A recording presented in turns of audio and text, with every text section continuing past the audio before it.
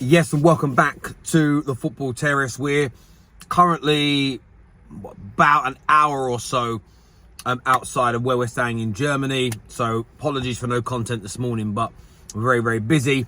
Doesn't mean we're not going to bring you the latest and what's going on in the transfer window. And there's been some big updates. Sometimes I like being off socials for a few hours because it always seems to be when I'm not on socials, something big breaks. But of course, hit the like button. Make sure you are subscribing. Still here with David. He is sitting somewhere behind me over there. There he is. I'll zoom in on him. Does it work? No, it's not working. There he is. You can see him. There's David. And Tom Little's here with me as well. Well, you know. Not too far though, mate. There we go. The boys are here. And obviously we're talking about some of the transfer stories today. So hit the like button, subscribe, and make sure you've got bell notifications turned on. Now, one I wanted to start with was to do with Arsenal. Calafiori. Story isn't going away. Now, Charles Watts and a lot of the Arsenal kind of in the knows are talking about this deal from the perspective of Arsenal know it's going to be difficult. Arsenal know it is not an easy deal to get over the line, but they're inquiring. They want to understand how much the player would want to earn. And they are quietly pushing. No, they're saying no negotiations have taken place as of yet. Now, that doesn't mean conversations haven't. Negotiations and conversations about what it would cost, how it would work are different. Negotiations are when you're trying to get what you want and they're trying to get what they want, and that's both ends. So I think it's a really interesting deal to keep an eye on. Hugely talented player.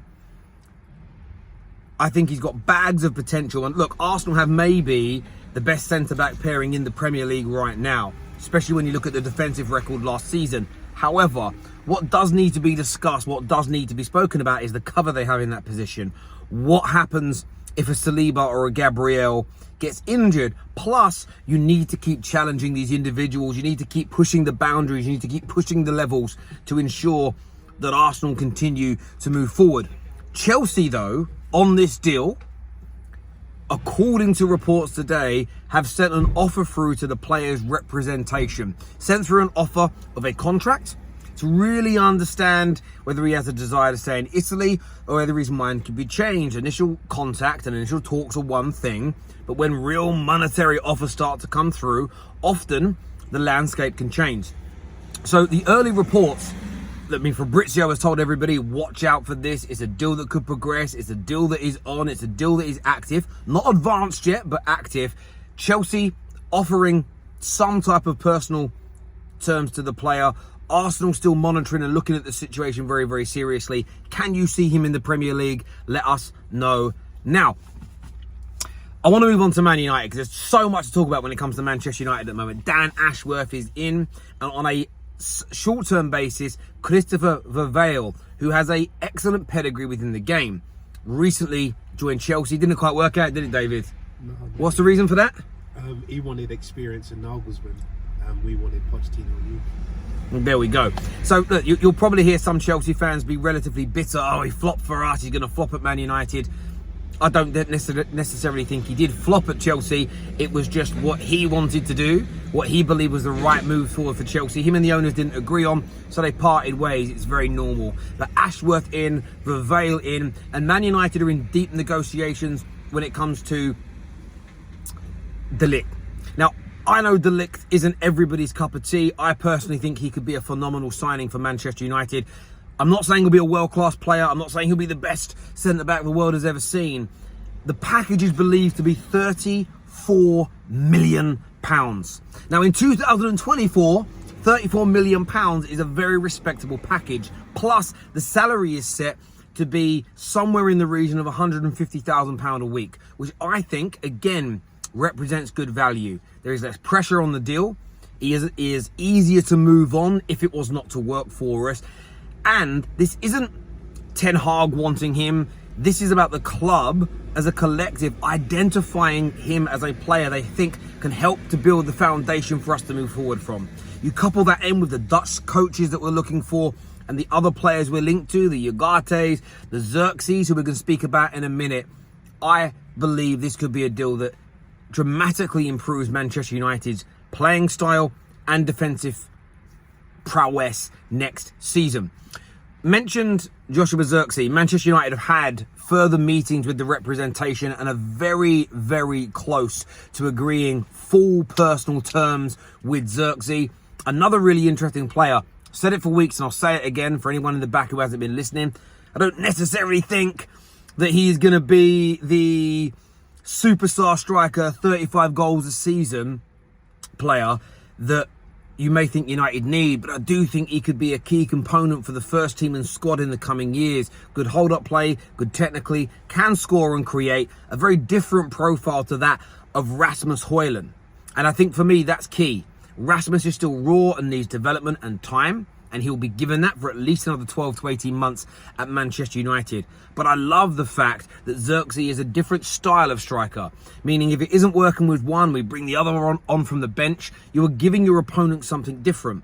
Plus, there is the possibility they can work together because they are chalk and cheese. And actually, when it comes to partnerships, sometimes having two players that are different as opposed to too close and too similar, Tom will understand this as a Liverpool fan, Robbie Fowler and Michael Owen was never going to work together.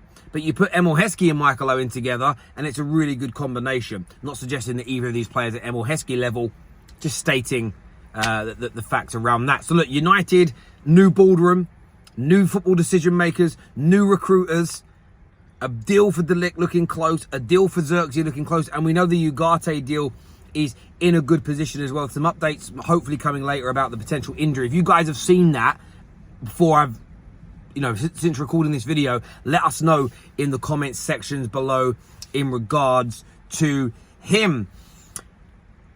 We've mentioned Chelsea once already. I want to mention Chelsea. David, what's Chelsea doing? We're just signing youngsters, mate. Youngster FC. They not like us, in the words of Kendrick, because we only sign kids. Yeah. I don't really know what to say. Like, we're just, like, there's no... The thing is, I'd love to be like, oh yeah, Mark Guiu's a really good player, but I have no idea, and I've never watched him play football in my life. I've heard a few people say he's better than Šeško. I have heard a few people say that, and I can't comment because I ain't watched him. So he might be really good, but he might also be not that great. We'll see what happens. An 18 project. But what are the latest Chelsea rumours today, barring youngsters? Have you guys seen any? Are there any? Because obviously there's been the talks of the Alexander Isaks of this world. There's been talks, obviously we know about Calafiori, who is a youngster, but is a youngster that the world has kind of heard of in that way. Do you guys feel that a player like Isak is going to be possible for Chelsea this summer? No, probably not. I mean, you've got to look at, ultimately that squad still has a lot of holes in it. You can't just go and cover one and leave the other four gaping, because there's still question marks over centre-back. They've lost Thiago Silva now.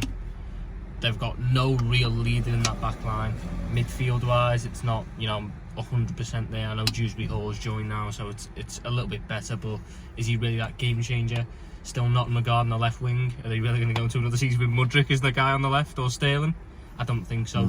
So spending all your budget on a striker when you've got... I know Nicholas Jackson isn't great, but he can do a job for the season whilst he's patch all. No, I get that. Do you know the thing is, it may not be Alexander Isak. I just can't imagine that Chelsea are going to go into this season only having signed more young potential and kids. I mean, Dewsbury-Hall and Tosin are not that. They're both like 25, turning 26 this season. Tosin might already be 26. I have to go back and look at it. But I do feel they just need at least one more player of that age, in that age category, who is just that level above, if that makes sense, just to like help knit this together. But it remains to be seen. Yeah, no. Honestly, I'm surprised Chelsea haven't looked at Ligt themselves. I could see. He's been playing since he's 18, and I think he's probably about 24. 24, yeah. Yeah, 24. Like, he's got a lot of experience, and he fits the age profile. I don't see why Chelsea wouldn't, for 34 mil. I think that's great. He didn't play for Monaco. It's like that is true. That is all true. Your centre backs have to play for Monaco at some point. For Monaco, that is very true. But like, yeah, no. For me personally, I'll be looking at. I'm not really sure about centre back, like especially left-footed centre backs. I want Colwill to play there. That's ideally. That's yes. why I don't want him to be playing left back. Like, I think Cucurella can perfectly manage the job. Like, he's done it for Spain. I don't see why he can do it for us. I want to see Colwill actually play left centre back, because that's where I think his best position is. Again, I'd be looking at probably an established left winger. I try and sell certain to get established left winger, and then like again, I know a proper striker, but like the market's not the market. There's no one really there. No, that's the problem. I- There is no one there. So I- I get the whole like sign someone for £5 million. See if they hit, then it's well, you've got to get it right. I mean, Yeah. Chelsea don't have the money to waste on a £50 million striker who doesn't deliver. They're just not in that space right now. Obviously, we've seen the news confirmed. Archie Gray to Spurs. Excellent piece of business from Tottenham, in my opinion. Young and raw, and a lot to be developed within his game, but an absolute great star potential for Tottenham. And I think a much better option in midfield for them than Conor Gallagher. A much better option than Galadog. So that one has been confirmed by a number of outlets as well. Look, as ever, we want you. We would speak Liverpool, but there's no stories, is there? We signed the women. You did, yeah. He said he'd been checking Liverpool news for 4 hours in the car. Nothing in relation to them. But look, we're going to be in Germany in a few hours' time, streaming content later for you today. We're going to hopefully do some really fun stuff while we're here in terms of locations for our podcast, the shows, all the guys together as well. So make sure the like button is hit and you have the bell notifications turned on, because the algorithm is definitely not your friend. Until next time, take care, goodbye, God bless, and I'll see you soon. Peace.